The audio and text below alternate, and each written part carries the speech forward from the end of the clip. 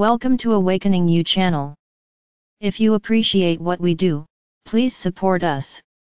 Thank you. My dear friends, we love you so very much. So many of you have heard us discussing the importance of your vibration these past few years. Not one of you was taught in childhood that your actions matter far less than your energetic vibration. Only a few of you were encouraged to follow your inner compass rather than striving to please others. It is no wonder that embracing the 5D paradigm is challenging for so many of you. Today, we want to help and encourage you, explain things more deeply, and give you a new game to play to help you learn more about the power of your tuning. Imagine that you have a dream in your heart. Imagine now that there is a movie on television about how you got from where you are now to the fulfillment of this dream. It is a lovely movie of synchronicity, joy, and triumph. We're pretty sure you'd want to watch this movie. Now, on a different channel entirely, there is a news broadcast. It repeatedly tells you about your past, present, and the people around you as they are now. It shares new about the world around you, as it is now. It has no understanding of manifestation. As a result, when it projects into the future, it simply rehashes the present or past. It is not so likely you'd prefer to watch this channel. Now, suppose you have a magic tuner. When you think of something that makes you happy, you tune into the beautiful movie about your life unfolding gracefully. When you think of something that makes you feel unhappy, the good movie pauses, and you tune into the depressing news station right at a moment when it matches your own negative thoughts. As you can imagine, on a daily basis, most of you would switch between the good movie and the depressing news 1,000 times, if not more.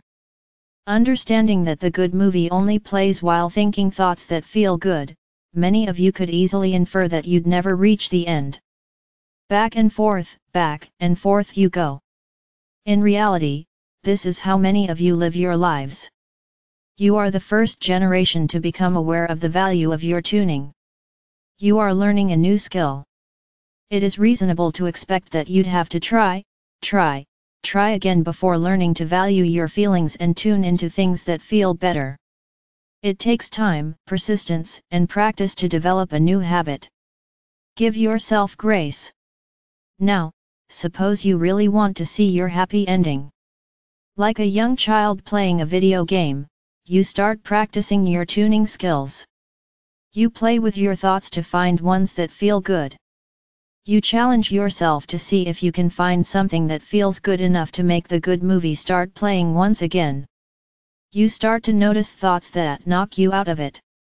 Little by little, as frustrating as it might be at first, you learn to manage your tuning until you can watch the good movie for long stretches of time, and when you fall away from it, you become more confident in your ability to tune into the good and see it play once again.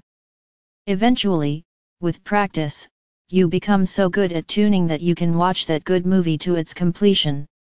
Dear ones, your life is that good movie waiting for you to tune into it.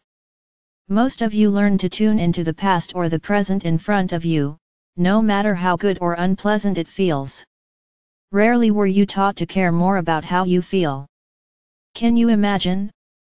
You want a relationship, and instead of focusing on it, because it sends you into that oscillation of vibration, you challenge yourself instead to find things to love about life, to find ways to share love in life, and little by little without even trying to manifest a relationship, you tune into that good movie with all its happy endings.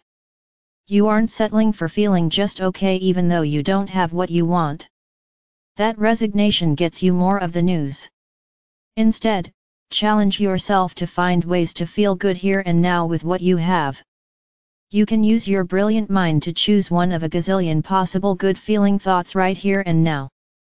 You can notice and appreciate the sun on your face. You can marvel at the busy little bees that pollinate your crops so you can eat. You can ponder the amazing connection with millions of people who poured their love into the coffee you pour into the cup. You can sit, breathe, and receive our love and assistance. Daily, you are surrounded by millions of small opportunities to feel good. It makes little sense to deprive yourself of the good feelings and the good movie that will lead to the good ending simply because you are upset that the good ending is not here now. You all want to be happy. Choose it now and now and now again, and the good movie will play, bringing you even more. Some of you feel this isn't fair, and we understand. However, you cannot apply human law to a universe that operates in terms of vibration and expect it to function as a human being would. As a result, it is hard for so many of you to trust the universe to deliver your dreams. We understand. As these new concepts have been introduced into human consciousness, many of you still embraced the 3D paradigm of doing while trying to apply it to the 5D laws of being. You learn to fake it till you make it. If doing so helps you achieve the vibration of what you want, we encourage this. However, you can't fake vibration. No amount of action, fake positivity, or acting as if will matter if it doesn't make you feel wonderful. Far better, as a few of you have said over the years, to number it till you make it. Ignore any dreams you can't feel good about and focus on things that feel better. Did we, the angels, just say that? Yes, dear ones. We say it with love, humor, and a realization that many of you will feel more inspired by shifting your focus than by trying harder to feel good about a topic you do not yet feel good about. If you can't feel good about the relationship you've been trying to manifest forever that still hasn't arrived, focus on anything and everything else that feels better. You torment yourselves, trying to feel good about what does not. Look away. Turn the other cheek. Find happiness where it is easy to find, and let your vibration rise naturally. So many of you learn to visualize, and it can be a wonderful tool if it helps you find the feeling you desire. If visualizing makes you feel worse because it makes you think more about what you do not yet have, it is better to visualize a good lunch that excites you. You learn to make vision boards. We love them if these bring you joy, empower you to anticipate your dreams, and raise your vibration. But if you look at a vision board and think every time, yeah, right, it never happens for me, then dear ones, take down the vision board and, in its place, put up an inspiring piece of art that elevates you every time you look at it. You learn to quiet your mind and meditate, but if attempting that frustrates you, find an alternative. Listen to music you love. Take a walk, cook a good meal. If you honestly try, each of you can find something that quiets the negativity and allows you to be present in the moment. Don't give up and say that you can't. You can. You just have to exercise your God-given power of choice and experiment a bit until you find your own way of feeling present and good. You learn to be good and do good, and we completely encourage that because it is your nature to love, but when your loving actions cease to feel like love, then cease doing them. If you are helping an ungrateful friend, it may feel wonderful for a while, but when it stops feeling wonderful, stop doing it or find a reason to feel good once again. So many of you have given so much you feel bitter and resentful that others don't give back, but dear ones, you are the ones who chose to continue giving when it no longer felt good. You are the ones who chose to pour your heart more into others' lives than your own. So many of you learned that it is better to give than to receive when, in reality, it is better to be in a balanced flow, filling than spilling, filling than spilling. The more you receive from Spirit, the more you want to give. The more you give, the more you want to receive from the Divine. Watch and listen to your feelings to help you stay in this flow. As you learn to be more honest about your feelings, you will give when it is a joy, and refill the well when needed. As your vibration becomes one of giving joyfully, you will attract others who are in the vibration of giving joyfully as well. But if your vibration is one of giving because you have to or should, even when, you don't feel like it, then you will instead attract others who feel equally empty and want you to give to them, as you want them to give back to you.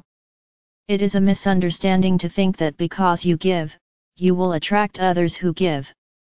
This would be a law of doing, but the universe operates on the law of vibration, There is no law of doing. There is no law in the universe that says if you do more, the universe will do more for you. There is no law that says if you constantly do good, you'll constantly receive good. There is no law that says if you give, you'll receive. There is only vibrational law. No matter what you do, the energy with which you do it matters infinitely more than the actions themselves. If you shop for shoes feeling abundant, you'll attract more abundance than if you tithe with, sigh, a feeling of righteous martyrdom. If you indulge in your favorite activities with joy or explore new ones that delight, you'll meet a partner sooner than if you trudge unhappily through online dating sites.